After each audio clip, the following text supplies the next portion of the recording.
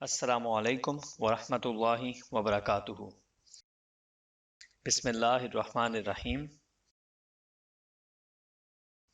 حضرت ابو بکر رضی اللہ عنہ سے روایت ہے، انہوں نے کہا ہم رسول اللہ صلی اللہ علیہ وآلہ وسلم کی خدمت میں حاضر تھے تو آپ صلی اللہ علیہ وآلہ وسلم نے فرمایا، کیا میں تمہیں کبیرہ گناہوں میں سب سے بڑے گناہوں کی خبر نہ دوں؟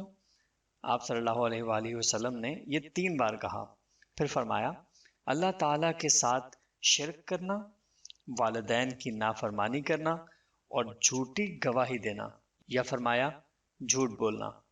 رسول اللہ صلی اللہ علیہ وآلہ وسلم پہلے ٹیک لگا کر بیٹھے ہوئے تھے، پھر آپ سیدھے ہو کر بیٹھ گئے اور اس بات کو دہراتے رہے حتیٰ کہ ہم نے دل میں کہا کاش آپ مزید نہ دہرائیں۔